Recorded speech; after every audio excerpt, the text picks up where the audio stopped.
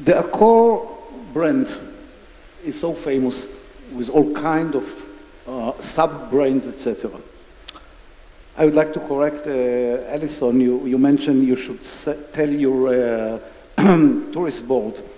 Unfortunately, we still belong to the tiny minority of countries who haven't yet established a tourist board. It might happen as a result of this convention. Who knows? But on the same capacity, there is a trend to grade the Israeli hotels. After more than 20 years that grading system, an old grading system had been abolished, do you think that a chain like Accor could benefit from a grading system, or do you think that your brands are strong enough to stand without some kind of a schematic grading system? What we think is that it becomes more and more important what the client thinks about your product and about your brand. And I know that not all the hoteliers agree on that this system, like TripAdvisor or other systems, are somehow alien to do something better. We in Accor, we integrated, for instance, the TripAdvisor in our own website. So when you book an hotel Accor in our website, you are aside which is the current score that on TripAdvisor the client are doing. And personally, I think that is a very powerful tools in order to improve the quality of your management and the attention to what concretely the client perceives of what your marketing proposal is aiming to do in your hotels.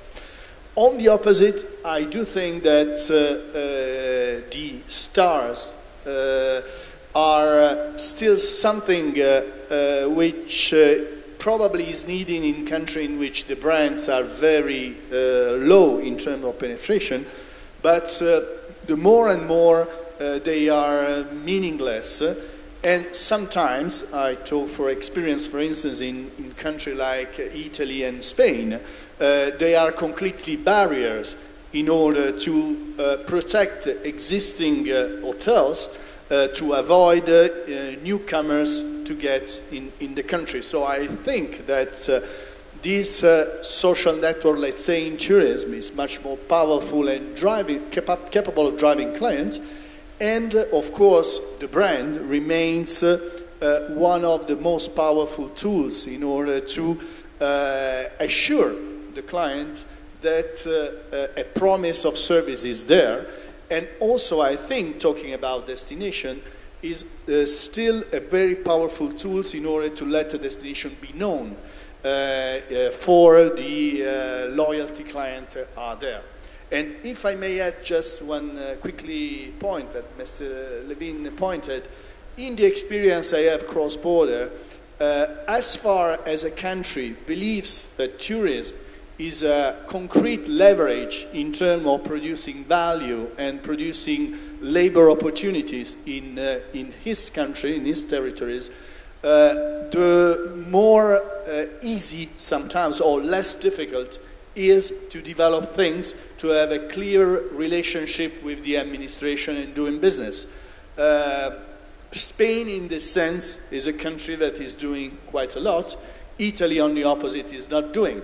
I guess that Italy has been so lucky to be one of the countries that everybody wants to be there, and so doesn't feel the need of doing that. I think it's a major mistake. So I do agree that looking at tourism as a very powerful way of growing the GDP of a country, and I would stress is one of the leverage that allows better to grow in a sustainable way. It's very important in order to focus that. And in this sense, we have as Accor also think that the partnership with local entrepreneur, local real estate developers is a really powerful way, because I don't believe that having the multinational approach that thinks that from an headquarters, whichever the country is, can do things, is not the way to do. We are coming back in the country. We were before in a different scheme, but something like that in order to buy things, to be here we are in order to develop together with our partners.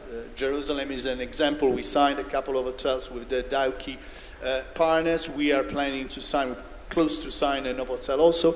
So we think that this new way of doing business in a more partnership way is something that helps a lot to grow.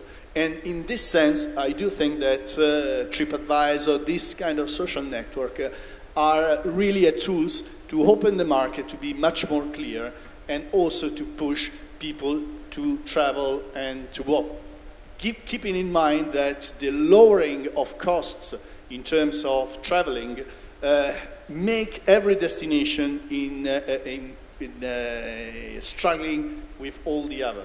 So it's very important also for a city to overlook, not only for a single hotel, to overlook which is the perception that the client has of the experience in those destinations. And this will help a lot in terms of evolve, in terms of creating value for the company itself located there. Thank you. Mr. Leven, you heard, like all of us this morning, the vision of the mayor of Jerusalem, 10 million tourists. No doubt that the hotel facilities should triple, if not more, its number here in this city to be able to cater even half of this number. If you would be the advisor of the mayor of Jerusalem, what would be the one advice that you would give him to stimulate constructing of hotels in Jerusalem, to be able to convince investors to do so? The first element that might bring them here. Well, first of all, Jerusalem would be a very significant destination for an investor on a tourist standpoint, just of itself. I think what the mayor said this morning, that there are 4 billion people who want to come to Jerusalem. That's a pretty big market by anybody's indication. The question, there are two fundamental questions. The capability of getting them here, meaning the airlift that has to deliver them, and the places for them to stay. Generally speaking, historically, airlines came first years ago, many years ago.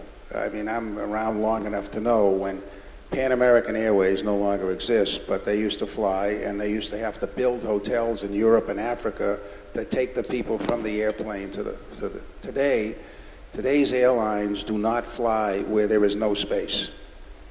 So you have to develop your hotel infrastructure first. I would say, listening to what David says, there are some cities in the world that you can build in easily in a reasonable time frame. If the permitting and the difficulty is set up in the structure that makes somebody's investment take as long as it's taken that Waldorf to get built across the street from the Citadel. I keep coming here, and it doesn't seem to be making any progress, and the sign says opening soon. And I keep saying soon when, you know. And so the first thing I would advise the mayor of Jerusalem is, what is holding the time frame back from the permitting potential situation? Now, just to give you an example, in the Madrid project that we're working on, Sheldon mentioned this morning about the cooperation of the government. In the grants and incentives structure that we're working on, I'm not saying it's going to get done, but we're working on it, there is an indication that there is a 30-day permitting position on all building situations, meaning that it cannot get held up in the bureaucracy. So my first advice to the mayor of Jerusalem would be, if Mr. Fattal is going to say it takes 10 years to do something, you'll never get to 10 million tourists. Now, you may get more, because they may live somewhere else on the way in Modi'in or whatever the other places are around the airport and get here. If somebody is smart enough to build a lot of facilities where it's cheaper and faster in those areas and just ship them in by car or ship them in by bus, which is one alternative to do. But if you want a development here, you have to clean the decks and get the bureaucrats out of the way to get the permitting. And if I were the mayor, oh, thank you very much, I'm not running. If I were the mayor, I would say to those people, you tell me why it takes you more than 30 days to approve this situation. And if you can't do it, I'll find somebody who will do it. Thank you. This is the opportunity, I believe, to thank our wonderful panel, that for me it was a real privilege, which I share all of your reactions to the fact that people in this capacity invested their very, very valuable time, came to share with us some of their experience. More than it, I believe we created a miracle here. We succeeded to gain time and to beat lunchtime. So thank you very much. Bon appetit.